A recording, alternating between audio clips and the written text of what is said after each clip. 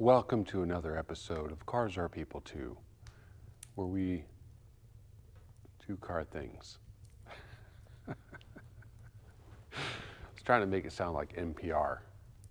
Sorry, that would be NPR, not NPR. I'm not sure what NPR is. Motor National Radio. Motorhead National Radio? Yeah, that's what this is, NPR. Today we're going to have a discussion on brakes. Actually, that's not a lie. We get 2 weeks in a row of brakes. I mean, how great is that? It's like having Shark Week 2 weeks in a row. Well, really the only thing that's the same is that they're both 2 weeks in a row. As you can see, I've got a fire going here because this morning it was negative 14 degrees out. Right now, it's plus 14 degrees out, so we've warmed up 30 whole degrees. I mean, it's just incredible. It's like a heat wave. Anyway, today we're going to work on Old Blue. You remember? It's the Waterfall Blue, 1954. I'm looking behind you at it right now. 1954 Ford F100. So if you want to remember, the story on this truck is it's a one family owned truck. The gentleman who bought it at the dealership, unfortunately, has passed away quite a while ago. He had put it into storage, and his son and daughter now want to get it back roadworthy, want to basically get it so they can take it to a restaurant or whatever. They have a lot of childhood memories in this truck. And I believe their dad parked it up in like 1984 before he died.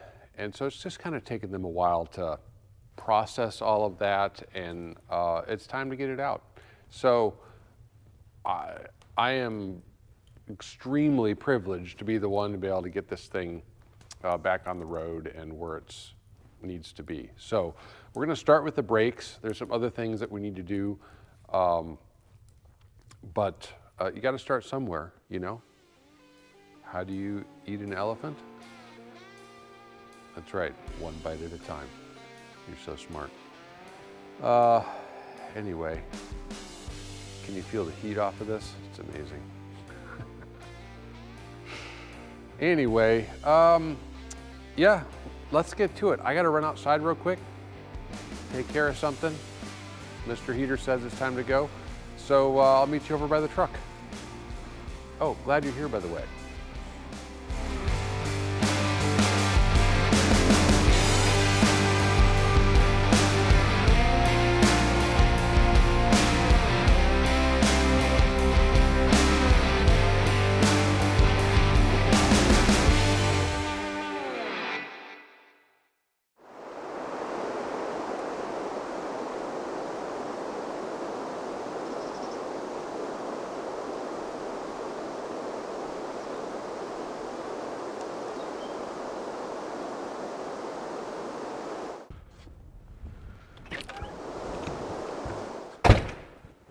Hey, I'm back.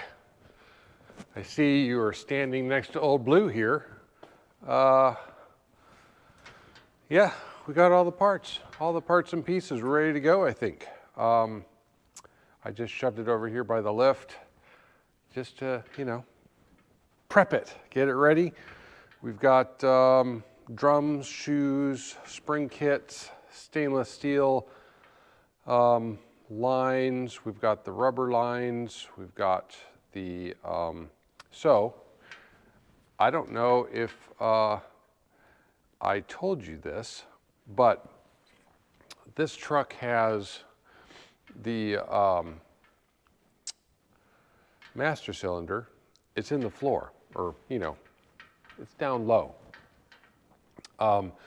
Pretty sure it's, you know, what they refer to as the single pot of death. It's not very great. So what we're going to do is we're going to convert this to a dual pot that is basically going to be a better system for front and rear. Will distribute the braking pressure differently front and rear, but also have it independent instead of just one pot for all four. You know, it's essentially a hydraulic system. We're just making it more complicated.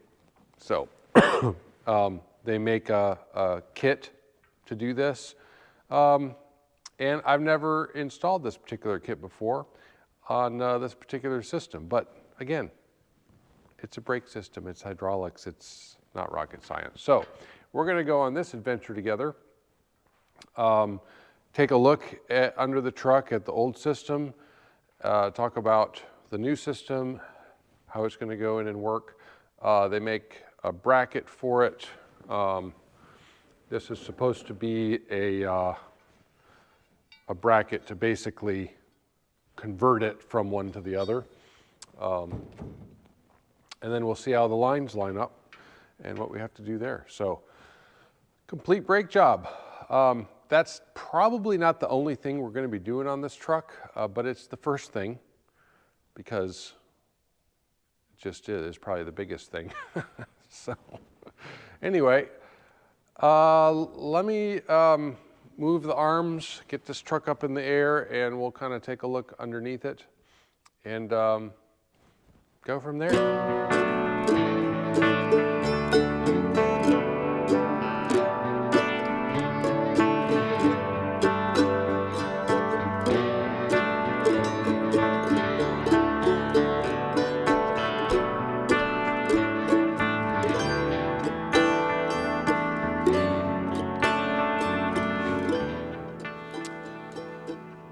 Well, there's a little bit of a problem. Yeah, I did shave. You're right, I did. That's not the problem, though. The problem is, and I ran into this problem on Dusty over here originally, was on these old trucks, the frame is pretty far inboard and also tucked up. So the side steps and the skirts and the fenders hang down like way below well, I'll just show you. Okay, I'll just show you. So if we crawl around here on our bellies, or backs, whatever. So you can see we've got the frame here, and it runs up. Oh, looks like he put a new battery in the battery box. Very nice. Okay, but see, that's the frame right there. Well, you can't really tell very well here, but it's quite a bit up and in from, you know, the outer edge of this car. Huh, I know it's kind of dark in here, but we'll remedy that later. So, these arms, yeah, I've still got it on casters so I can adjust the truck side to side, forward, try to get these arms in position. I can almost get them depth-wise properly, but height, I've only got these, I don't have any extra stacked things, so I'm at a disadvantage two ways. These arms are going to hit these side steps before this hits the frame. So, I didn't really think that through. So when I set this lift up, it had two settings. It had a narrow width setting and a wide width setting. And of course, I'm always like, if there's a plus, let's do the plus. If there's a bigger, let's do bigger. If we can have more horsepower, let's have more horsepower. I don't know, like, how is that the wrong decision? Well, I did not anticipate, I don't know, I guess I just didn't think about the differences in frame rail widths and depths. You can see it a little bit better on Dusty here. So you can see where the bottom edge of this is, and then where the frame is in relation to it, but also how narrow the frame is. So you really have to, I mean, your arms are pretty close together once you have it on there. So, you know, just chalk it up to not thinking of everything. So I'm not going to be able to get old blue on the lift, but I have a solution.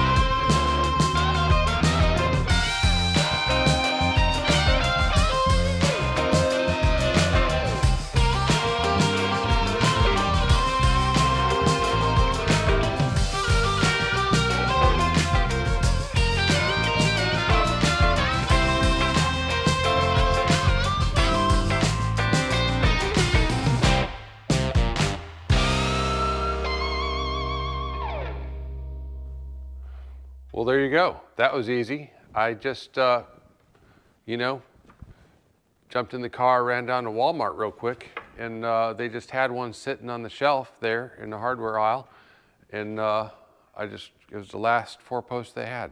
So I just grabbed it, you know, threw it on the trailer, and, you know, I just brought it home. Here it is. Just basically, this is how it comes in the box. And I just put it there. No, that's not what happened. Lest you think that I had a problem and then came up with a solution and, you know, just jumped in the old station wagon, head down the road, you know, just spur of the moment, brought a lift home. That is not how it happened. Actually, it kind of just worked out. I've been, you know, saving my lunch money for a long time for a second lift. I wanted a 4-post because I have a 2-post, and there's some things that I can't do on the 2-post, as we just saw. And so I had ordered one about a month ago, and they emailed me the same morning that I was putting Old Blue on the lift over there to say it had arrived and was at the warehouse, and I just needed to schedule a pickup. So I scheduled the pickup for the very next morning. And it just, like, I knew it was at the warehouse, but I was just, you know, I'm busy. I was gonna maybe pick it up on the weekend or something. But it turns out I needed it, and it just worked out. So these lifts here are the company's local to me. So I studied around, and I decided what I wanted, the features and all of that, and the price and the fact that they're right here, I didn't have to go. I went an hour to the warehouse, you know. So yeah, very excited about it. It's just going to be a great tool in the shop. So we're going to be able to walk and look under Old Blue, you and me, for the first time together. Just kind of study, see what we're working with, see what we got. We've got a table full of brake parts here. It took me half a day to go pick it up, another half a day to unbox it and lay it out on the floor, and then a whole day to build it. Well, day and a half building, unboxing, cleaning up afterwards. So it isn't something that just happens, but my wife and I were able to do it. So didn't have to have anyone set it up for us. So yeah, we're gonna check under the truck. Let's look at it together and kind of make a game plan and get busy. Yeah, so I guess I'll just stop fluffering and get to it. All right, let's go. All right, let's turn the light on under here. So the first things that I notice is that I need a handheld light. So let's grab that. The first thing that I notice, okay, so this truck has seen winters, you know, and salt and everything for all of its life. And honestly, except for the, you know, the holes in the floorboards on both sides and some rust up in the front fenders, you know, it's got rust, but the bones of it are really good. Look at this, look at this exhaust, for instance. It's amazing. We've got some rust preventative coating on this cute little transmission here and the bottom of the engine.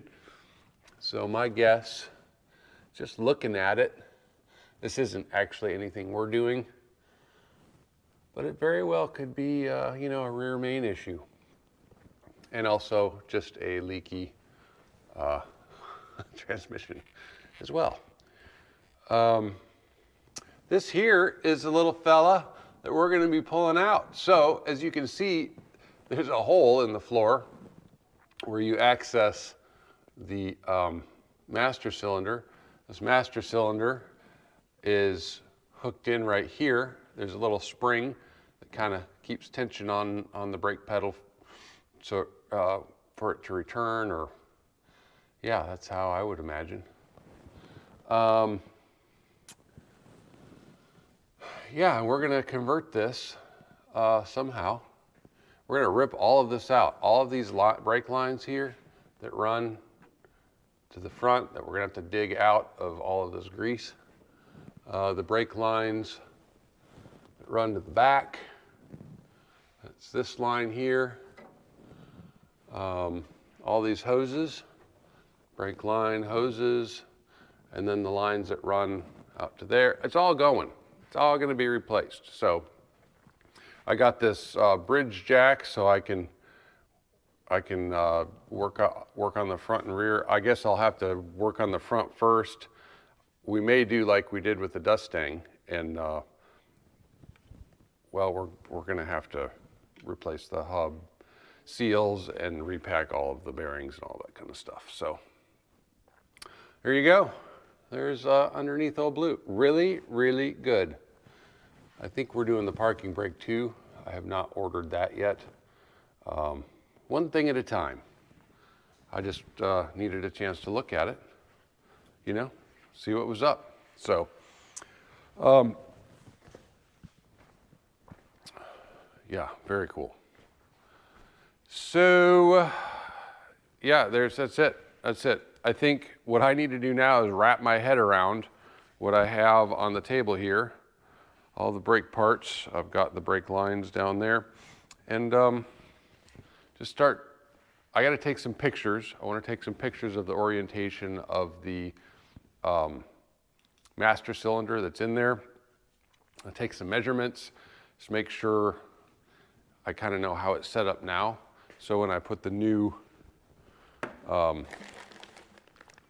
master in, I can just make sure that it's, you know, let's do the pre-work before we do the work so we save our time, save some time on the back end of the project. So, all right, well, I'm gonna kind of get busy here, and I'll bring you in as soon as I discover something that, you know, I've never seen before. So, all right, I'll be back.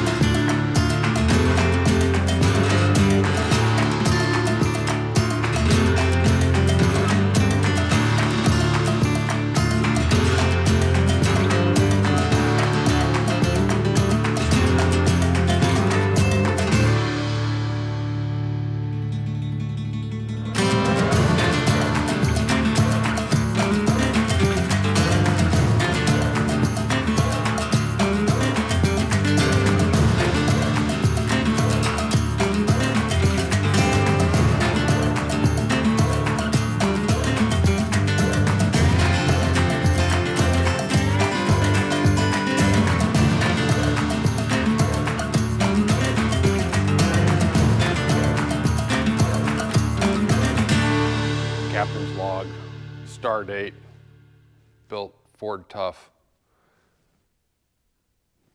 Okay, I'm just reading signs now. I've been figuring things out. Okay, so I've got the, as you probably saw, I've got the, let me just crouch down here. Okay. Where's my light? I don't have a light. Here it is. Is it turning on? There we go. Okay. So we've got the, what is that thing called? Master cylinder. Good. Thank you for that. We've got it bench bled and up there just to try to mock it up. So what you can see is This is where the old master cylinder used to sit. So with this new master cylinder, we've moved it back, and I can see I've got a couple drips here, and also on the ground. Great. Okay. So basically, they give you a longer push rod, and I've measured that out on the bench to get the correct distance since we moved this back. So we'll get that in a bit, but before I do that, I want to get my lines routed. So I've got, this is the line that goes to the back. I've got those lines laid out. I've got the front lines here. They're gonna come in, since these are pre-bent, they're gonna come in the stock location, which basically was at the back of the master cylinder right about here. So what I'm doing is, I'm gonna have to make some short lines and things, but originally, so this is the wires for the brake switch, and I'm going to wire in a new brake switch to the rear, just so we have one in there. Let me crawl out from under here. Okay. Excuse me. So you can see this is the old one, and all of the lines came in the back of it. It's a very simple system, a single pot, and you had two lines going to the front, and you had one line going to the rear that split at the back. And then this is your switch. So I've got another switch, and this is my plan.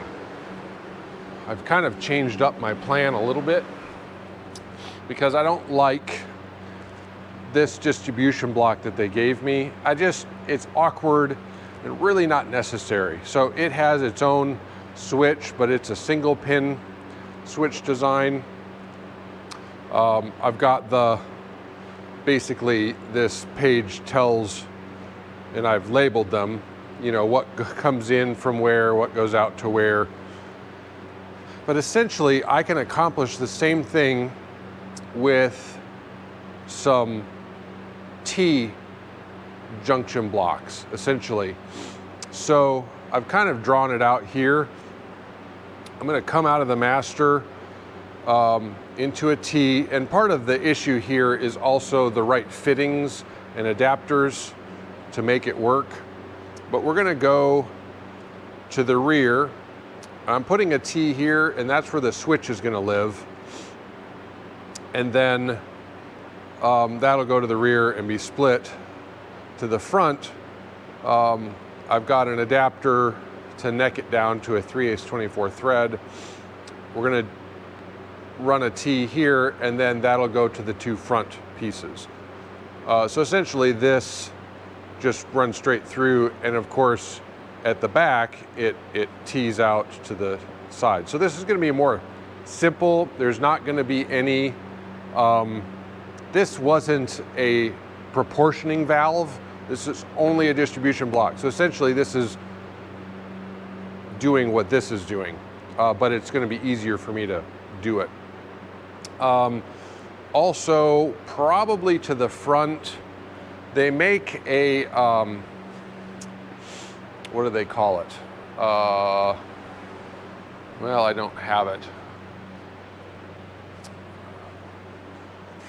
Well, I don't know. I just write a bunch of notes and then I forget where I put them. But essentially, it's a, golly, I can't remember the name of it.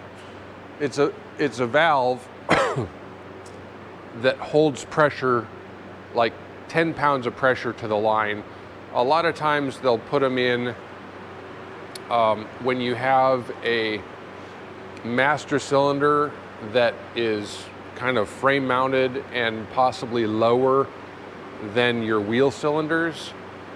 And so what can happen is it can gravity drain back, and then when you press on the brakes, it takes an extra split second to build pressure to stop the vehicle. So what this valve does, it's just an inline thing. It maintains about 10 psi on the line. It prevents it from back feeding on the line. So I'm going to put that in line on the front brakes, and it may help a little bit to give those front brakes the advantage in braking, which is what you want. A lot of times they'll put them front and rear. I'm not going to do that. I'm kind of going to use it as a proportioning valve, though it's not. It will keep a little bit more pressure from back bleeding. It probably won't make any difference when you're driving the vehicle and using the brakes, but it will definitely make a difference if the vehicle's been sitting a while and you start driving it. So it'll have kind of held that pressure. I don't know. Am I right or wrong? I don't know. I don't think so, though. But if I'm not making sense, if you're a brake expert, you might just be pulling out your hair. Though I don't know. If you're a brake expert, you probably don't have any hair. I'm just saying, because you're a nerd, just like me. So, anyway. That's my plan. So that's what I've been kind of diving into. I don't like everything that I have, and so I've ordered some things to make it a better system. So the customer expressed an interest in keeping it a very simple system. Obviously, we're not upgrading to disc brakes. We're not, what was in there was like as basic as you can get. And we're basically, I'm using basic a lot, okay? Sorry. I don't know what other words to use.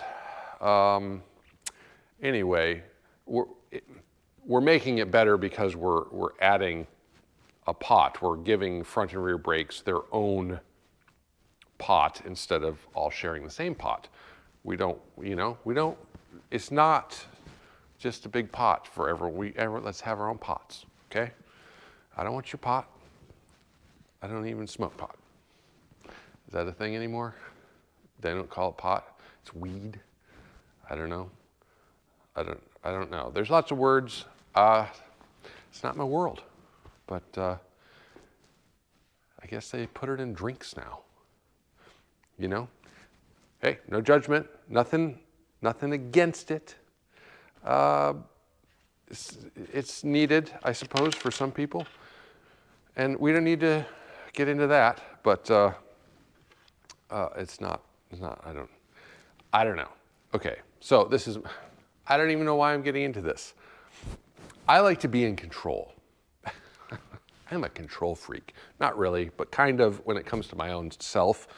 I don't like the feeling of not, like something else taking over of things. Anyway, my escape, my drug, is working on old cars. Honestly, that's my high. So anyway, and the occasional apple juice, just to chill out next to a fire, a real one or a fake one, whichever.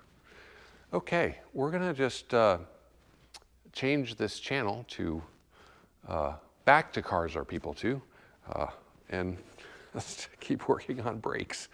So while I wait for those parts, I am going to start taking the front hub and brake assemblies apart, running those front brake lines to the master cylinder so I can figure out kind of what I'm doing when I get to the master cylinder.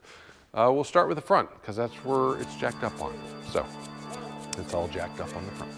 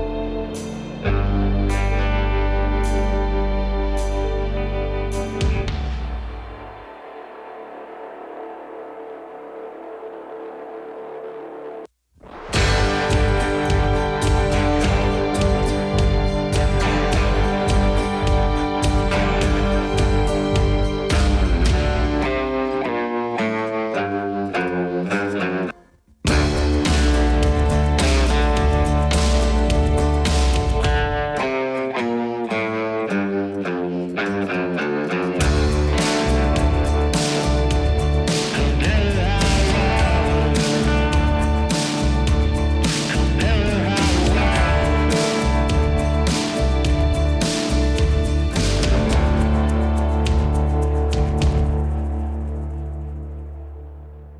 right. Come hell or high water, we're going to get this done. But not this week. Well, I don't know. I built a lift in the middle of the week, okay? What more do you want? This was supposed to be done this week, but it ain't happening for a couple of reasons that I will explain very briefly in a short period of time. Do you believe that? Okay. So, this is where I'm at. Let's crawl up under the truck for a minute. Get down on your knees. What? Your knees don't. You know what? This isn't a conversation about your physical ailments. Just saying. Just get under here and look. So, I have got all the new lines run, as you can see. We'll go up front and look at those. They just kind of stub out right here. As you can see, not in any particular direction or order. We will address that next week. We've got the line run here with the new hose. And then on the other side, as you can see, we've got, lines. We've got lines. Let's crawl up over here. Oh, now my knees are hurting. Hush. Okay. All right. You can see we're coming in. We're all buttoned up on the inner frame rails. And we're buttoned up on all of this assembly is together. Got the hoses on. It's all into the wheel cylinders. Everything is good. This is what isn't good. And this is a typical struggle for any of us who've worked on cars. Hey, first of all, this is what a finished example looks like. Got all that attached in. So I've got one side done with the hub. These are the seals that came out of the hubs. If you can see that, I don't know if you can, if it'll focus, but that is original Ford stamping. Just like on the Mustang over there, Old Blue had some original seals, hub seals. Now you will notice that the rubber is gone. It wasn't sealing anymore. But let me show you what I'm talking about. A couple of things. So I ordered the same part number, 2 of them. So we've got 17599, 17599, but they were not the same. In this box that is already installed was something more similar to this, where the seal was up here. The back looked very similar. This one, the seal is toward the inside of the unit, whatever you want to call it. The dimensions are the same. Inner, outer, it's all the same. It's just where the seal is sealing and also how it's sealing. So I don't want to use this. I want to use the one that's like this one. So I've ordered another one. This one came from Napa. I ordered one from O'Reilly's that it showed on the picture that it's this style. Another thing I'm just going to point out because it's interesting to me. Look at the difference. So I don't know, is this from the 70s? Is this from the 50s? I don't know, but look at the thickness here. And look at these new seals. If I were to put this on a little scale, I bet this is almost twice the weight as that one. So, but you know, we know what's happening. This is the world we live in. Apparently, nobody wants to buy good stuff. They want to buy inexpensive stuff. If somebody actually made a quality seal, and I'm not saying they don't make quality seals. I'm just saying, you know, old school, it would cost a lot and everybody would be clicking on it on their computer like, why the heck does this thing cost so much? That's just stupid, and they never buy it. And then this company would go out of business and people would be buying the cheap stuff, not realizing there's a difference. But you know what? This is gonna seal fine. Well, not this one, but the one that I'm gonna get that's right is gonna seal fine. It's sealing in grease. It's not sealing in oil, liquids. So it will be fine. So that's why this side over here is not assembled, because I'm waiting on the seal for that. And of course, it's all about sequences. I need to button up the back drum system so I can attach the lines in, but I can't do that on this excellent lift until I get this hub assembled it on, and I can put the tire on, lower it down, slide the jack, and then do the back. So again, next week we'll button that up, and then also next week we will figure out our routing of brake lines around the master cylinder. Since we've moved it back, it's the double pot as we've talked about. Not going into that whole conversation again. So yeah, that's the update. That's what we have. I'm reusing the old bearings. The bearings were fine, so I've just repacked them. Got the inner and outer, and we're reusing the hubs. The races are fine. Everything's fine. So it's just the seals. This one too, super heavy.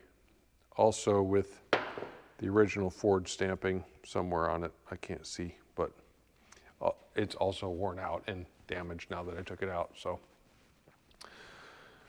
okay, it's been an adventure this week, and I'm gonna grab myself something and sit down for a minute, kind of just relax, and we'll close it. We'll close it out. How does that sound? You know, we'll do a part 2, a 2-part series. I don't really know. Because we have to. All right, old blue. Hang out. We'll be back to you.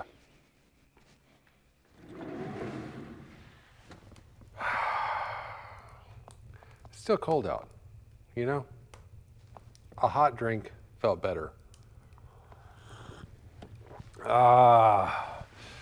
Well, I just thought, you know, since I made my wife change her own oil yesterday, not yesterday, I don't know, what day is it? Last week, a week ago? That this week I should just get her involved in helping me build the lift, since I couldn't do it myself.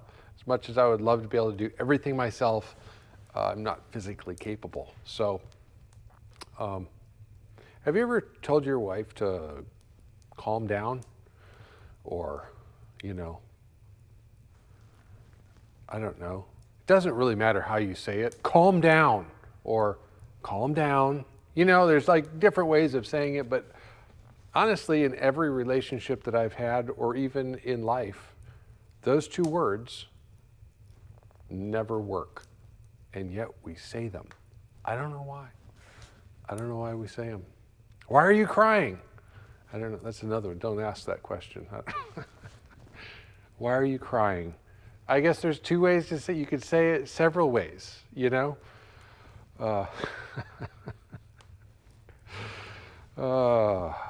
Well, anyway. Yeah, mistakes are made at different times in life, and you just have to move on, you know? Take your lumps and move on. Anyway, it was a good time. A good time was had by all, and she's as excited about the new tool in the shop as I am. So this week did not turn out how I had planned, but it did. It was fine. It was fine. We'll, in fact, 2 minutes ago, that second seal walked in the door. So next week, I mean, I know you can't wait. Just hold on. I'm going to put the second seal on next week. I mean, it just blows your mind, doesn't it? So we're going to try to button up the braking system. There's a couple other things possibly we're going to do on the truck. I'm going to look at doing. I did not promise to do. And then next week, we've got another project coming in the shop.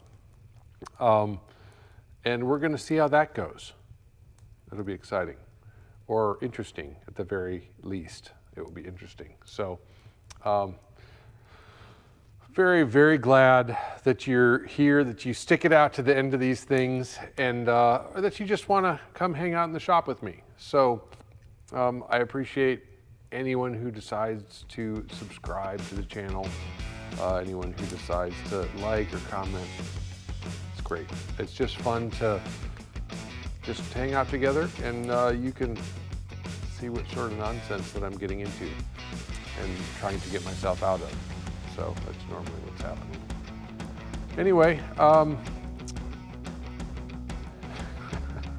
you tired of my fake fire yet? Well, it's my shop. I can do what I want. I got nothing to say. Anyway, cheers. We will see you next week, I hope.